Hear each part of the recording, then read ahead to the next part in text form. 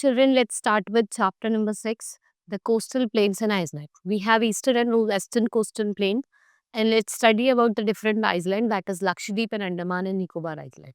Those who lies in the Arabian Sea and Bay of Bengal. So let's start with the chapter now. What are coastal plains? Coastal plains क्या होता है? एक vast stretch of land होता है. It is a vast stretch of land along the sea. India has widespread of coastline, that is 7,000 kilometers. It stretches from Gujarat in the west up to West Bengal in the east. और जो coastal planes है country के वो दो parts में divided है, that is western and eastern coastal plain. So we can say that first is western coastal plane.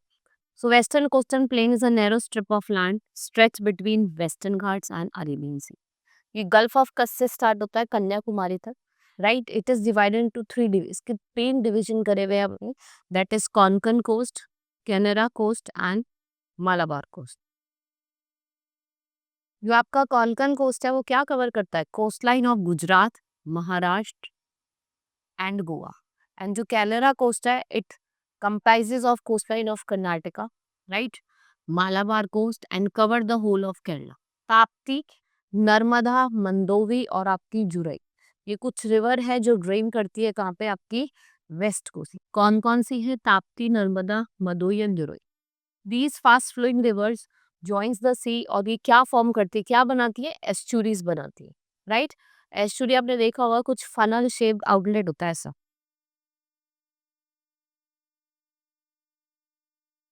Right. Western coastal planes, वहाँ पे आपको क्रैक्स देखने को मिलेंगे, इनलेट्स देखने को मिलेंगे because of its broken uneven coastline. और जो सी वाटर है वो एंटर करता है इनलेट में और फॉर्म करता है salt water lake which is separated by deposition of sand, जिसको हम क्या कहते हैं? Sand bars. These shallow bodies of water is called lagoon और बैकवाटर. इसको हम लेगून्स भी कहते हैं और बैकवाटर भी कहते हैं. And Kerala has many such lagoons. States of Kerala, Karnataka, Maharashtra, Goa and Gujarat and Union Territory of Dadra and Nagar Haveli, Daman and Diu, ये कहाँ लाई करते हैं? ये वेस्टर्न कोस्टल प्लेन पे लाई करते हैं. Then we have eastern coastal plain जो आपके ईस्ट में लाई करते हैं, right. It is dividing to 2 division, northern Circars in the north and Coromandel coast in the south. So Coromandel coast जो है वो आपका Nellore and up to Kanyakumari है.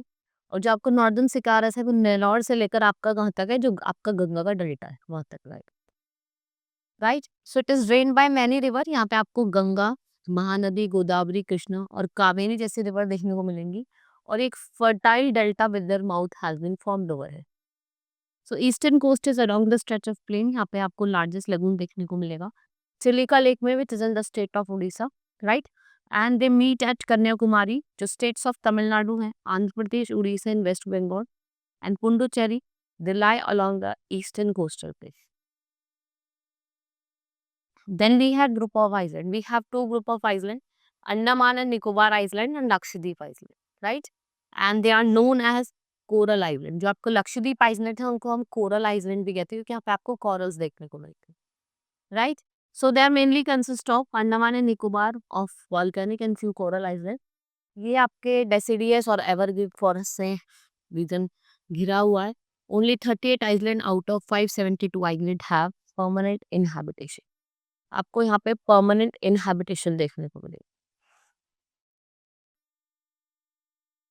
If we talk about climate, so the coastal plains of peninsular, जो peninsular का coastal plain है उसके क्या है? ट्रॉपिकल ह्यूमिड क्लाइमेट है. They are influenced by the seas and experience a moderate climate which is neither too hot not too cold. और जो seasonal wind है वो क्लाइमेट को इफेक्ट करती है. और जो साउथ वेस्ट मानसून है वो वहाँ पे आपको देखने को मिलेगा हैवी रेनफॉल, बहुत तकड़ी बारिश जो आपके जून टू सितंबर में होती है. ईस्टर्न कोस्टल प्लेन में आपको जो रेनफॉल दिखेगा वो अक्टूबर एंड नवंबर के बीच में देखने को मिलेगा, जो साउथ वेस्ट मानसून, जो साउथ वेस्ट की तरफ से आता है, right. And in January, December to January जो नॉर्थ ईस्ट मानसून है उसकी वजह से आपको रेनफॉल देखने को मिलेगा. यहाँ पे जो क्लाइमेट होता है वो कौन सा होता है? Maritime climate. It is your maritime climate. Now people of the region, what type of people do you see in this region? Basically जो कोस्टल प्लेन है बहुत ज्यादा फर्टाइल होता है, यहाँ का प्रेजेंट क्लाइमेट होता है.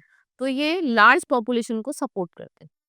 सो the people of the eastern coastal plain are many fertile delta in the region and the people of the western coastal plain are mainly fisherman. आपको देखने को मिलेगा कि ज्यादातर जो लोग हैं वहाँ फिशिंग एक्टिविटीज कर रहे हैं.